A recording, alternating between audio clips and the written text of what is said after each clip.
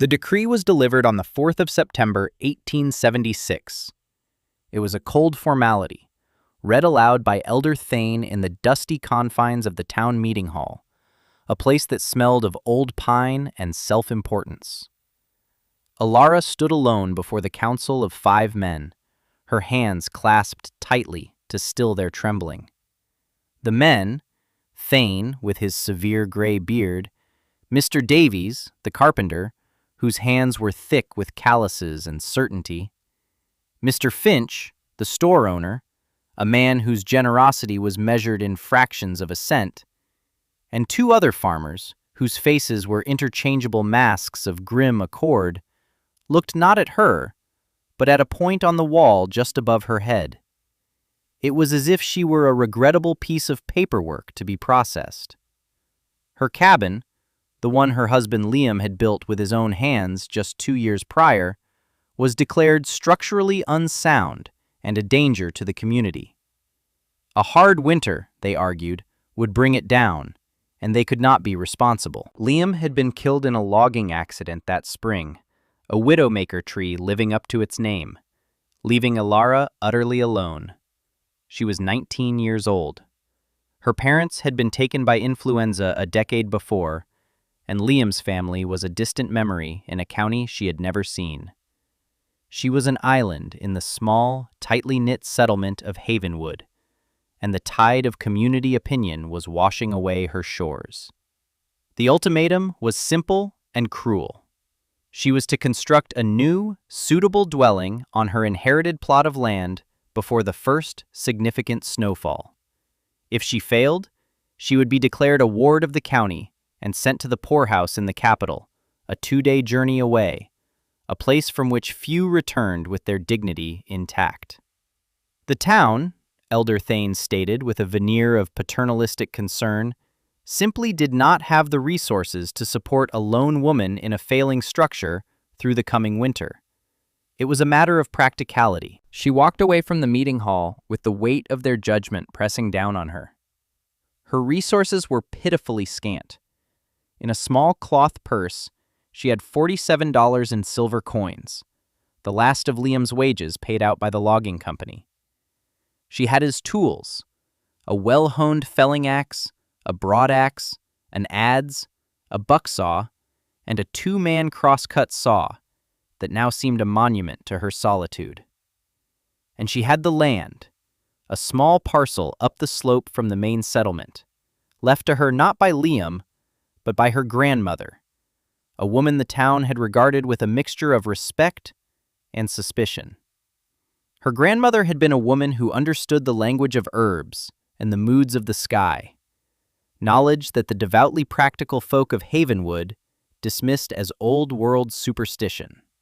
The land itself was considered the worst sort of inheritance.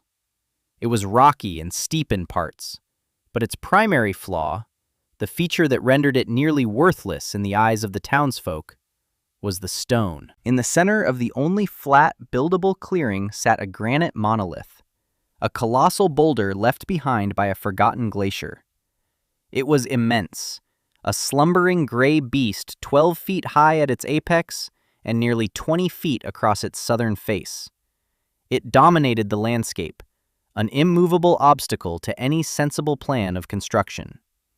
To build, one would have to clear the land, and clearing that stone was an impossibility. It was a geologic punchline, and the land was Alara's joke of an inheritance. But as she stood before the great stone that evening, the setting sun warming its western face, she did not see an obstacle. She saw a solution. She heard her grandmother's voice, a soft echo from her childhood, speaking of the old ways. "The earth is not your enemy," her grandmother used to say, her hands deep in the soil of her garden. "Do not fight it. Do not try to bend it to your will. Learn its strength and make it your own." A wise woman builds her home with the mountain, not upon it. She spoke of earth-fast homes, of structures that used the immense thermal mass of the land itself to defy the deepest winter cold. The principle was simple, a fundamental law of thermodynamics that her grandmother knew not by name, but by ancient, lived experience. The stone would drink the sun's heat all day and, like a faithful friend, give it back through the long, cold night. Her decision was made not in a flash of inspiration, but with the slow, dawning certainty of a sunrise. She would not build near the boulder. She would build around it. She would make the unmovable stone the very heart of her home. The next morning, armed with a piece of charcoal and a smoothed plank of wood, she sketched her design. It was a simple, rectangular cabin, but with one radical feature. The entire north wall was to be the living granite of the boulder itself. The east and west walls would be notched and scribed to fit against the curving stone, sealed tight against the wind. The southern wall would face the winter sun, with a small, precious glass window to welcome its light and warmth. Within, a small, efficient cast-iron stove would be placed directly against the flattest part of the boulder's interior face, its flue running straight up along the rock and through a carefully constructed roof. The stove would not just heat the air in the small cabin. Its primary purpose would be to pour its energy directly into the multi-ton granite mass, turning the entire north wall into a gigantic, passive radiator. With her plan committed to the plank, she sought a second audience with the town council. She did not ask for charity, only for understanding, and perhaps a small line of credit at Mr. Finch's general store for the few materials she could not find or fashion herself: nails, a stove kit, a pane of glass. She found them taking their morning coffee on the porch of the store, a tribunal of casual authority. She laid the plank before them and explained her idea with a quiet, logical clarity. She spoke of thermal mass and the southern exposure. She described how the stone would act as a windbreak against the prevailing northerly gales that swept down from the high peaks. She explained that the design was not her own invention, but a form of building her ancestors had understood for centuries. The silence that followed was thick with incredulity. Mr. Davies, the carpenter, was the first to break it, a short, barking laugh escaping his lips. "A rock?" he scoffed, tapping a thick finger on her drawing. "You mean to make a wall out of a cold, damp rock? Little lady, you misunderstand the first principles of construction. A home must be sealed away from the earth, not joined to it. That stone will leach every bit of warmth out of your cabin. You'll be living in a tomb." "On the contrary," Alara replied, her voice even, refusing to be baited by his condescension. "The stone is not the enemy of the heat, but its vessel. Once warmed, it will hold the heat far longer than the air. It is a principle of thermodynamics." The word thermodynamics hung in the air like a foreign curse. Elder Thane stroked his beard, his eyes filled with a patronizing pity. "Child, those are just book words. They have no place in the practical world. Your grandmother filled your head with fanciful notions. We are talking about survival, not fairy tales. You cannot heat a mountain. You will build a proper log home with 4 square walls and a proper hearth, as is right and decent." Mr. Finch, ever the pragmatist, pushed the plank back towards her with the toe of his boot. "I cannot extend credit for such a foolhardy scheme. Nails, glass, a stove, that is good money thrown away on a project destined for failure." "I'd be doing you a disservice." "It is my money I intend to spend," Alara stated, her patience fraying. "I am not asking for a gift. And we are telling you, as the leaders of this community, that your plan is folly," Thane concluded, his voice taking on the hard edge of finality. "Build a proper house, and you may find your neighbors willing to lend a hand.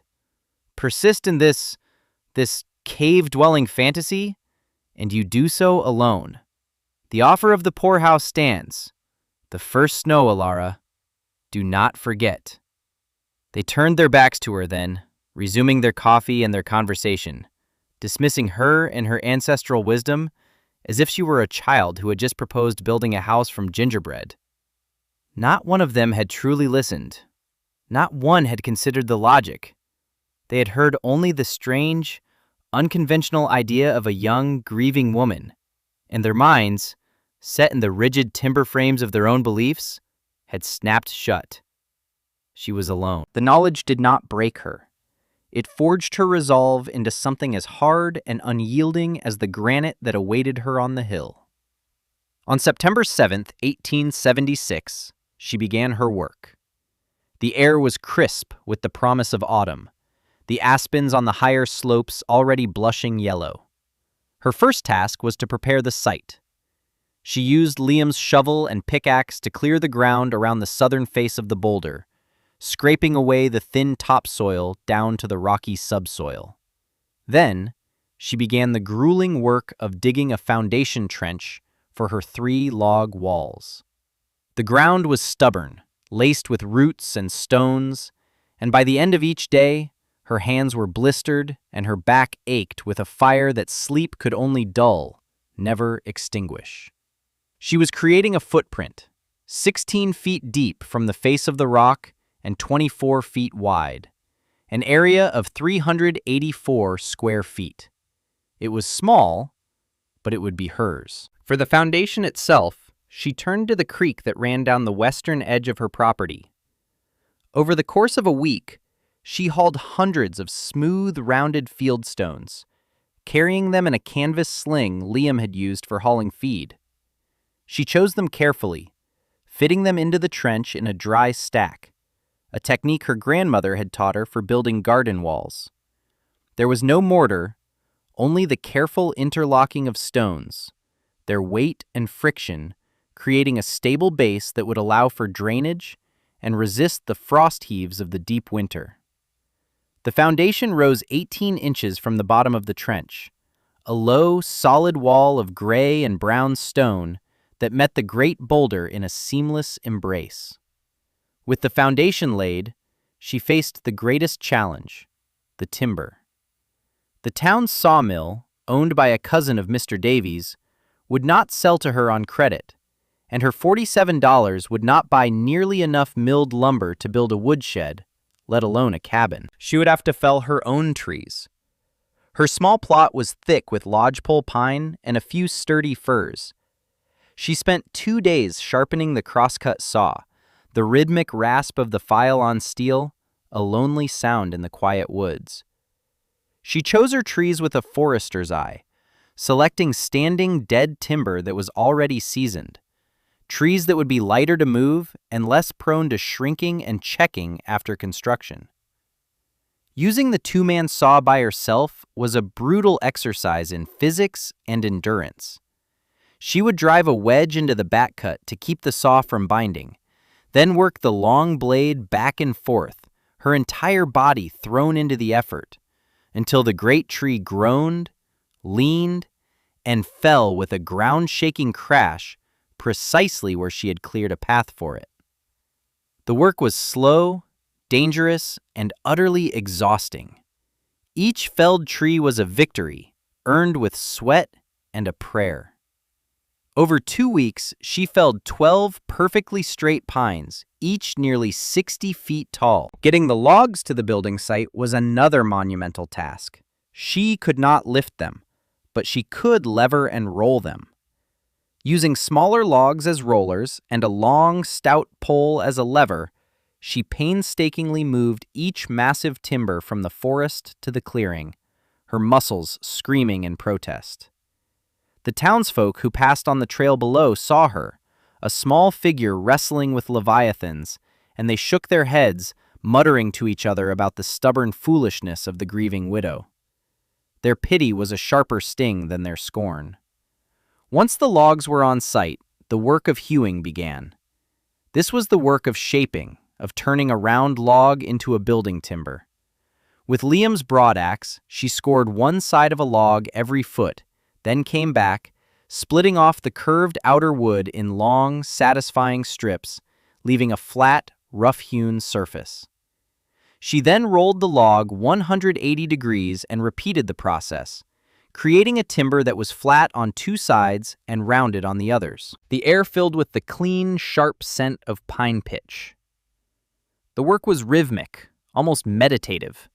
Score, swing, split. Score, swing, split.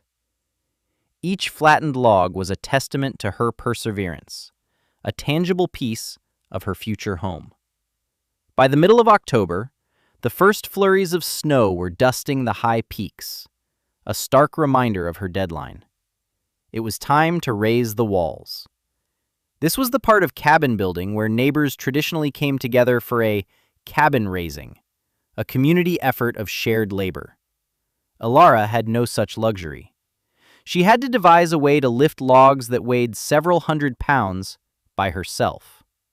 She built 2 ramps, or skids, leaning against the wall in progress. Using a system of levers and a block and tackle she fashioned from rope and carved wooden pulleys, she would inch one end of a log up the ramp, block it, then inch up the other end. It was agonizingly slow. Each course of logs took a full day to raise and set. She used a simple saddle notch, carving a semicircular notch on the underside of each log so it would fit snugly over the log below it. Where the east and west walls met the Great Boulder, her work became that of a sculptor. She had to scribe each log to the irregular contours of the granite. She devised a compass from 2 sharp sticks tied together, running one stick along the stone while the other traced its exact profile onto the log.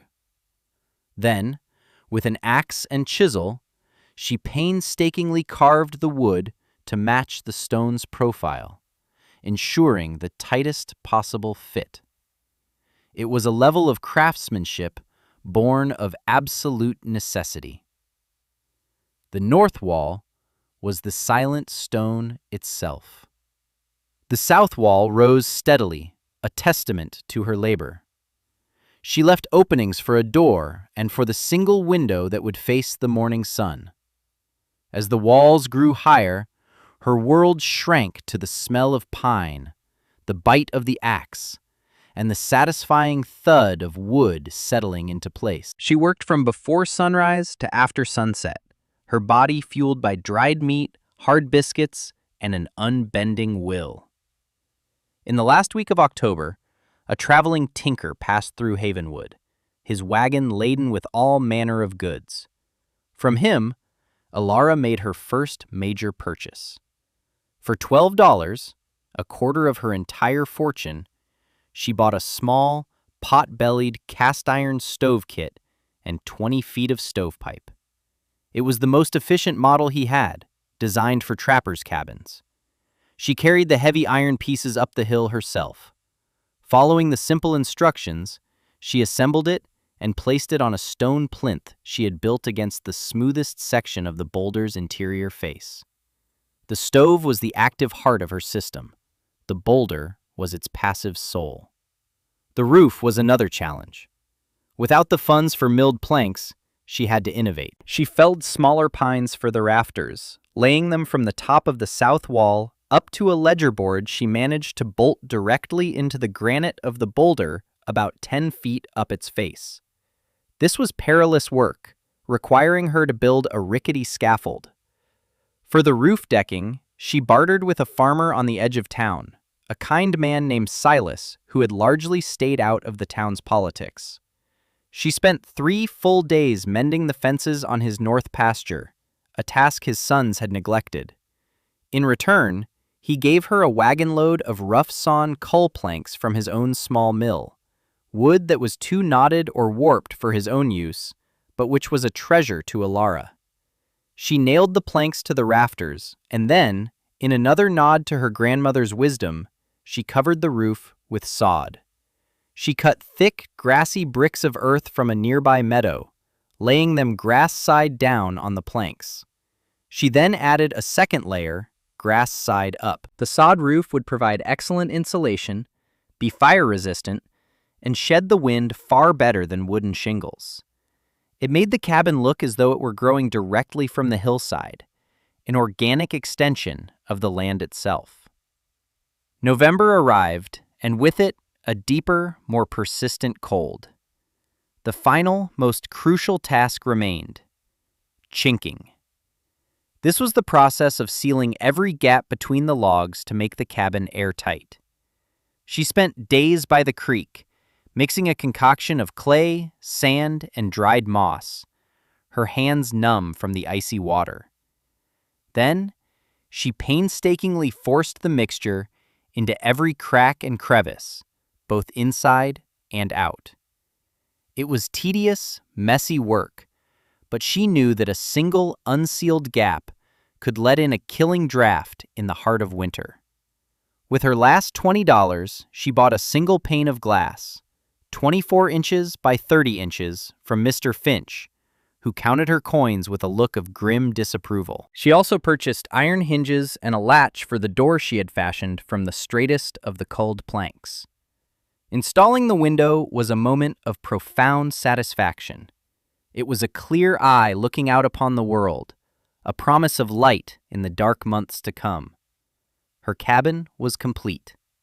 The total cost of purchased materials was $27. She had $20 left, a small fortune she tucked away for emergencies. On the last day of November, just as a heavier snow began to fall, she moved her few possessions inside. There was not much: a narrow cot, a small table and chair Liam had made, her grandmother's heavy patchwork quilt, a few books, and her meager kitchen supplies.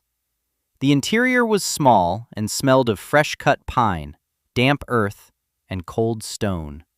The great curving wall of the Boulder dominated the space, its gray surface streaked with veins of quartz that glittered in the lantern light. It was cool to the touch, a vast repository of the autumn chill. She lit the first fire in the little stove. The kindling caught, and soon a steady, cheerful blaze was roaring within its iron belly. The stovepipe drew perfectly, pulling the smoke up and out of the cabin. She sat on her cot, wrapped in her quilt, and watched. She did not expect a miracle. She knew the process would be slow. For hours, she fed the stove small pieces of wood, keeping the fire hot and constant.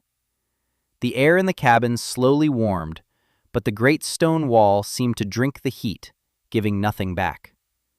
Mr. Davies' mocking words echoed in her mind. "It will leach every bit of warmth out of your cabin." A flicker of doubt, cold as the granite itself, touched her heart. But she trusted the principle. She trusted her grandmother. She banked the fire for the night and crawled under her quilt. The air grew cold quickly, but she noticed something strange. The cold was not the damp, seeping chill of her old cabin. It was a dry, still cold. When she awoke in the middle of the night, the fire was little more than a bed of glowing embers. Yet the cabin was not frigid. She rose and placed her palm against the boulder. It was no longer cold. It was not warm either, but it was neutral, its immense coldness having been neutralized. It had begun. Over the next 2 weeks, a routine was established. Each day, she kept a small, steady fire burning. It did not take a great deal of wood, far less than her neighbors were burning in their large, inefficient stone fireplaces. The heat from the stove, day after day, poured into the granite. The process was imperceptible but relentless. The surface of the rock slowly warmed. After a week, it was no longer neutral, but faintly, passively warm to the touch. The warmth was not on the surface. It was a deep, resonant quality that seemed to emanate from the very core of the stone. The cabin maintained a steady, comfortable temperature, even hours after the fire had died down. Her unconventional home was working. It was a quiet, solitary triumph, witnessed by no one. The first real snows of December came, blanketing Havenwood in a foot of white powder. The townsfolk, snug in their traditional homes, burning through their wood piles, noted that the widow's strange rock house was still standing. They saw the thin plume of smoke rising from her stovepipe and assumed she was suffering, her foolishness now her cold, hard reality. Their confident pronouncements of her failure would soon be tested, not by a simple snowfall, but by a force of nature beyond their comprehension. December 18th, 1876, dawned under a sky of bruised purple and unsettling gray. The air was unnaturally still and heavy, the usual mountain breezes having vanished completely. The temperature, which had been hovering in the low 20s, began to plummet. Seasoned trappers looked at the sky and the strange behavior of the animals, the squirrels hidden, the winter birds silent, and felt a primal dread coil in their stomachs. This was no ordinary winter storm front. This was something else entirely. The storm hit just after midday. It did not arrive with a gentle prelude of flurries. It struck like a physical blow. A wall of white descended upon Havenwood, and the wind began to scream. It was a sound no one had ever heard before, a high, keening shriek that seemed to tear at the very fabric of the world. The snow did not fall. It was driven horizontally, a blinding, scouring torrent of ice crystals that reduced visibility to less than a foot. The blizzard had become a white hurricane. Inside her cabin, Alara felt the first concussion of the wind against the south wall. The small structure shuddered, but held firm. The true fury of the storm, however, was coming from the north, and there, the cabin had no wall of logs. It had a mountain. The wind slammed into the massive granite boulder and was torn asunder, its force deflected up and over the low sod roof. While the rest of the valley was being scourged, her small home was in the lee of the stone, a sanctuary in the heart of the tempest. The sound of the wind was a distant, muffled roar, the fury of a beast raging outside a fortress wall. Inside, it was eerily calm. The little stove burned with a steady, untroubled flame, its heat continuing its slow, constant transfer into the hearthstone. In the town below, chaos reigned. The wind, armed with ice and snow, was a relentless intruder. It found every tiny crack in the chinking of the log cabins, forcing its way inside with icy tendrils. The carefully constructed stone fireplaces, designed for a normal updraft, were overwhelmed. The violent, swirling gales howled down the chimneys, driving smoke and snow back into the living spaces, choking the inhabitants and extinguishing the very fires meant to keep them alive. Families huddled together, stuffing rags and blankets into the walls, burning through their precious wood supplies at a terrifying rate, just to combat the heat-sucking vortex their homes had become. By the second day, the storm had intensified into a monstrous, living entity.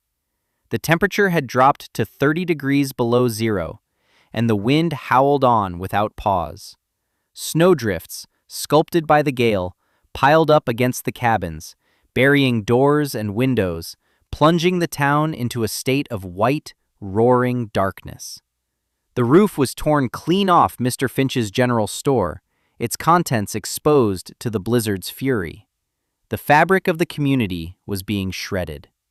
Late that afternoon, a frantic, desperate pounding rattled Alara's door.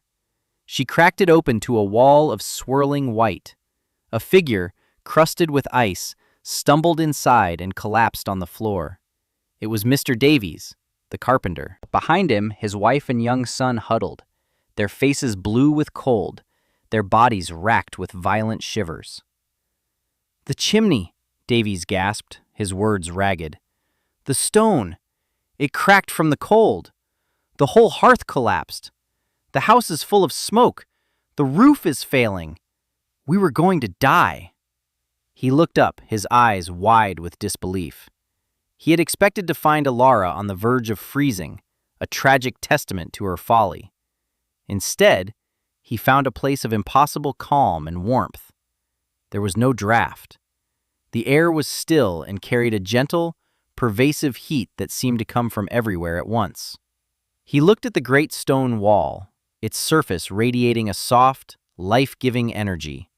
He touched it, and the granite that he had sworn would be a block of ice was warmer than his own frozen skin. Alara said nothing. There was no need for, "I told you so." The reality of her success and his failure was a palpable presence in the small room. She simply helped his wife and son to the cot, wrapped them in her own quilt, and gave them a hot cup of broth she had simmering on the stove. There was no triumph in her expression, only a quiet, somber competence. By the morning of the third day, the storm raged on, its power undiminished. The drifts were now higher than the rooftops of most of the cabins in Havenwood. The world had been reduced to the screaming of the wind and the suffocating whiteness. More pounding came at the door. This time, it was Mr. Finch and his family. Their food supplies were buried under the collapsed roof of their store, and the back wall of their own home had been breached by a massive drift, filling it with snow. They, too, were on the verge of freezing to death. They entered the cabin with the same look of stunned bewilderment as the Davies family, their shivering bodies drawn irresistibly towards the radiant warmth of the great stone. The small cabin was growing crowded, filled with the very people who had scorned its creation. They sat on the floor, their backs against the log walls, their faces turned toward the impossible furnace of the north wall. They watched Alara as she moved about the small space with a calm efficiency, adding a single, small log to the stove every hour, checking her dwindling but carefully managed supplies. Late on the fourth day, a final group arrived. It was Elder Thane, his great gray beard caked with ice, his face a mask of humbled desperation.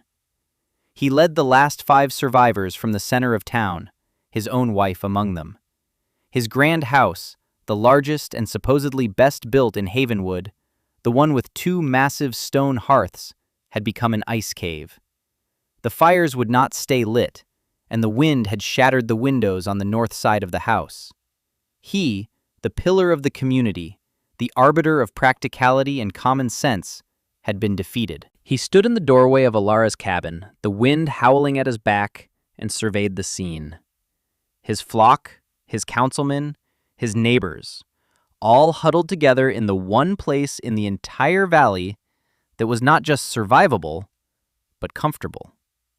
He looked at Alara, this young woman he had threatened and patronized, and for the first time, he saw not a foolish girl, but a prophetess whose wisdom he had been too arrogant to hear. The cabin was now a crowded ark, holding 17 souls. They were the architects of Alara's isolation, the chorus of her ridicule. Not one of them had lost a family member, though they had come perilously close. Not one had understood the simple, elegant physics of her design. And not one, in that moment, could bring themselves to speak the words of apology that were so clearly owed. They simply sat in a shamed, grateful silence, soaking in the life-giving warmth of the stone. For 3 more days, the great storm laid siege to the valley. The world outside Alara's door was a maelstrom of unimaginable cold and violence. Inside, there was a strange and sacred peace. The Heartstone, as they had begun to call it in hushed whispers, never failed. Fed by the small, steady fire, the massive granite boulder held its temperature, radiating a gentle, constant warmth that kept the crowded cabin at a steady 60 degrees.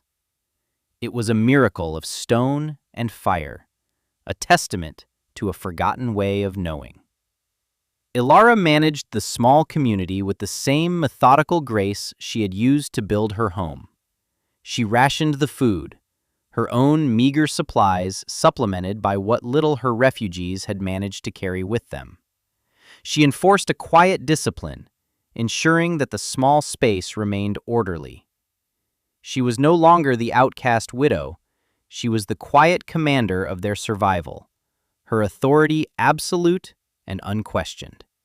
They watched her, and in her calm, efficient movements, they finally saw the strength they had mistaken for foolish stubbornness. They saw the deep, practical wisdom they had dismissed as fanciful superstition.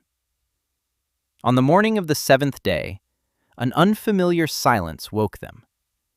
The wind had stopped. Its sudden absence was more jarring than its constant roar had been. Alara unbarred the door and pushed it open against a wall of snow. The light that filtered in was brilliant, blinding. The storm was over. It took them hours to tunnel out. When they finally emerged, they stepped into a world transformed, a landscape alien and terrifying in its white desolation. The valley was buried under an average of 15 feet of snow, with drifts that rose 30 or 40 feet. Of the town of Havenwood, almost nothing was visible. A few rooftops, a single chimney stack, the splintered remains of the general store. That was all that was left. It was a scene of profound destruction. A search party was formed, the men tying themselves together with rope for safety. Their worst fears were realized within the hour. The Miller family, who lived in an isolated cabin at the far end of the valley, had not made it. They were found in their home, a perfectly preserved tableau of death, frozen in their beds. The tragedy cast a somber pall over their own survival, a stark and terrible reminder of the price of conventional folly. The Millers had a fine, traditional cabin with a large fieldstone fireplace. It had been their tomb. Later that day, as the survivors stood together near the entrance to Alara's cabin, their own homes buried and likely destroyed, Elder Thane finally broke the silence. He turned to Alara, and in front of everyone, he bowed his head. His voice, when he spoke, was stripped of all its former arrogance. "We were wrong, Alara," he said, his words clear and heavy in the still, cold air. "We were fools, blinded by our own pride. We called your wisdom folly, and we mocked the knowledge of your grandmother. But that knowledge is what saved us. This house, this heartstone, it is the only thing that stood against the storm. You built with the mountain, while we built upon it, and the mountain held." He looked from the faces of Mr. Davies and Mr. Finch to the other survivors. "I speak for all of us when I say that we owe you our lives, and we ask for your forgiveness." Alara looked at the humbled faces of the men who had sought to cast her out. She saw their shame, their fear, and their newfound, desperate respect. There was no pleasure in their defeat, no joy in her vindication. There was only a deep, weary sadness for the lives that had been lost and the hardship that was to come. "There is nothing to forgive," she said simply. "We survived. Now we must rebuild." In the spring of 1877, the Great Thaw came, and the true extent of the devastation was revealed. Half the homes in Havenwood were damaged beyond repair. But the spirit of the town, though battered, was not broken. They rebuilt, but they rebuilt differently. The story of the Great Blizzard and the survival of the 17 souls in the rock cabin became the founding legend of the new Havenwood. Alara was no longer consulted with condescension. She was sought out as an oracle. Elder Thane, a changed man, insisted that no new structure be built without her approval of its site and design. Mr. Davies, the carpenter, spent a week with Alara, sketching the details of her cabin, studying the way she had scribed the logs to the stone, the way she had built the sod roof. He became her most devoted student. The new homes that rose from the valley floor were different. They were built lower to the ground, with thick, insulated roofs.